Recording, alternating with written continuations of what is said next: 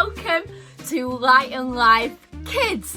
We are super excited about this next series of 4 weeks leading us straight up to Easter.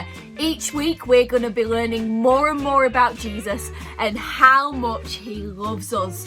So to start off our new series, we've got a worship song choreographed by the Hodgson girls, Isis and Shayla. So without further ado, take it away, girls.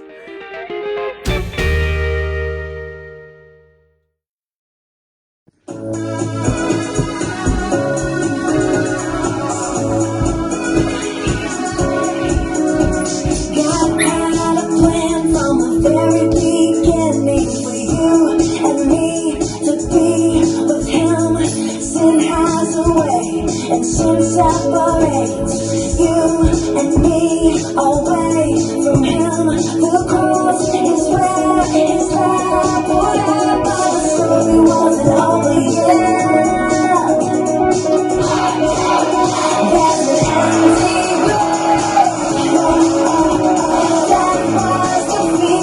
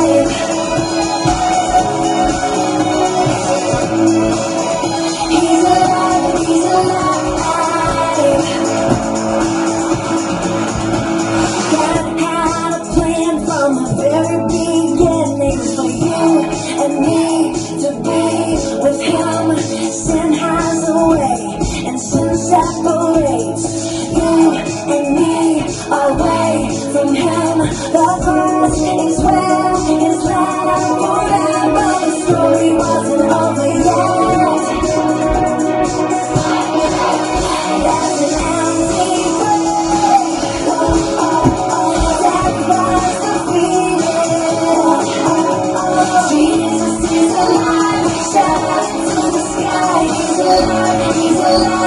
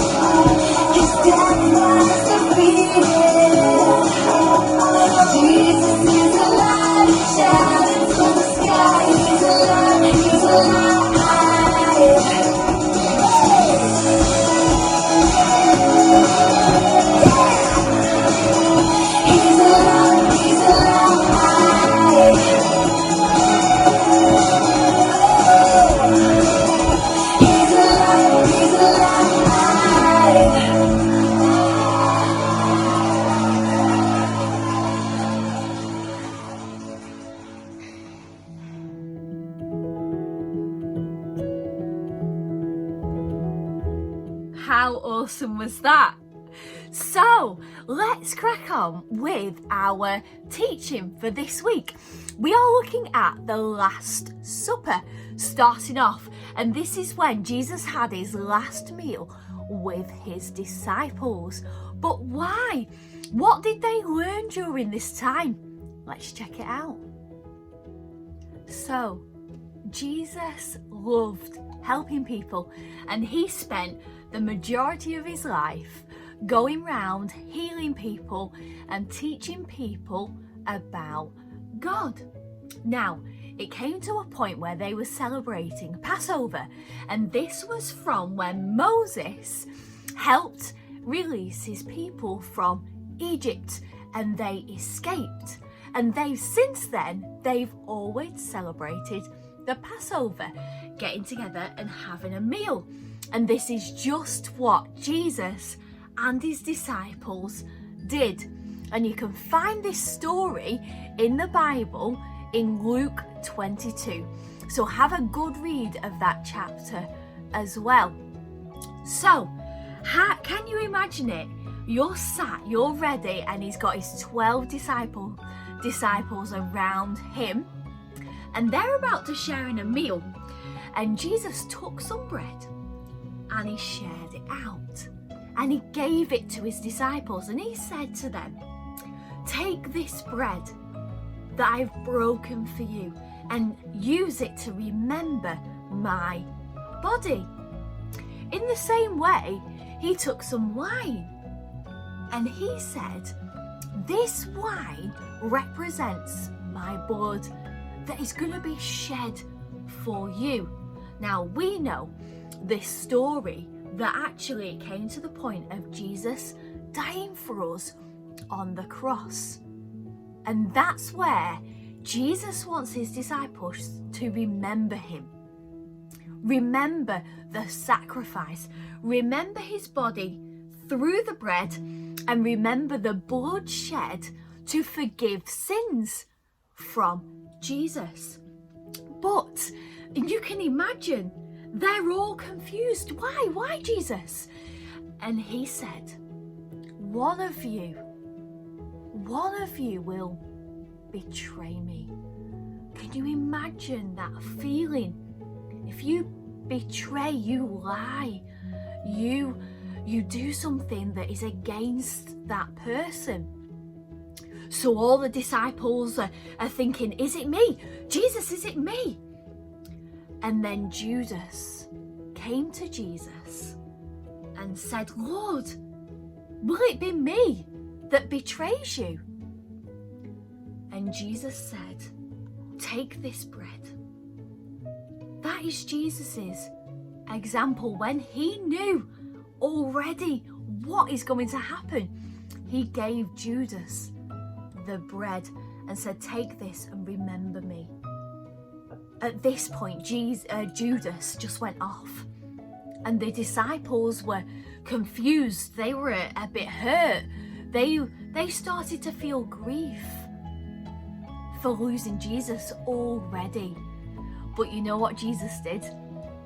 He did what we all need to do in hard situations, in troubled times, when we are sad, when we are upset. Jesus comforted them and he encouraged them, and he said, "Don't be afraid. When I am gone, you will have a helper." I wonder if you can work out who this helper is. And the disciples came together, they supported each other, they wrapped their arms around each other, and they sung to God, and they gave all the glory to him, because they knew that this was the plan. This was God's great plan for saving the world and saving people, to allow us to ask Jesus into our lives, and for our sins, the bad things that we do, to be forgiven, so we can be right with God. We can have Jesus living inside us every single day. We can go to heaven. Absolutely amazing. So, we've learnt about the Last Supper. We've got a craft coming up that is created by Emma, and Freya is helping as well, which is amazing. So, really looking forward to that. Then next week, we are learning about the disciples a bit more. We've introduced them to you today, and thinking about the Last Supper and how brilliant they are, and thinking about each and every one of them. Is there a greatest disciple? Let's find out next week. But for now, let's have a look at our craft.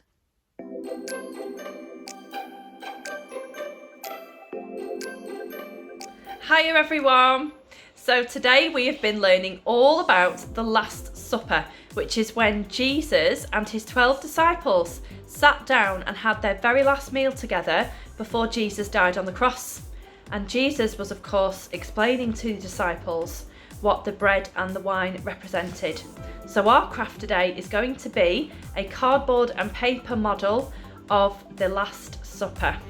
So you are going to need a cardboard box that you have cut the sides off and fashioned into a table shape, and if it's anything like mine it might be a bit flimsy after, so you might just need to sellotape a bit of cardboard underneath for a bit of support. So a cardboard box you will need.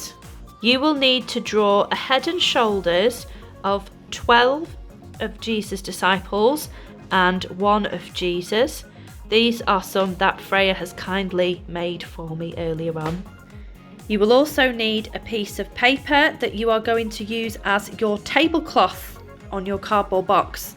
So onto this you might just wish to draw some plates and some bread and wine. You will need some sellotape, some glue and some colouring pens. So once you've got all the things that you need, you might just want to draw your plates and cups onto your tablecloth, and the next step will be to put some glue on the other side and stick it on top of your cardboard box. Freya has stuck on our tablecloth, and here are our plates and cups and some knives and forks as well, and each plate has got some bread and each cup is filled with the wine. The next step is to stick on your Jesus and 12 disciples, and you'll just need to put a little bit of glue just underneath here, and then you can stick them to the side next to a plate like this, and you'll need to do that all the way around your table. That's it, Freya. A little bit of glue at the bottom and then just stick him next to a plate. Well done. So here we are, and this looks amazing, Freya. We've got our disciples round the table and we've got Jesus here. And also, I had an idea while we were making this. One of the disciples, as we heard in the story, betrayed Jesus and went and told the soldiers where he was. And that disciple was called Judas, and I've put him here, leaving the table, going to find the soldiers. So that could be an idea if you'd like to do that too. So here we are, it's our finished results. So it really doesn't matter what it looks like at the end, because I think this looks really good, Freya. Well done. And we'd love to see if you'd like to have a go. And if you do, please feel free to upload to Light and Life Kids Facebook group. Have a lovely week. Bye.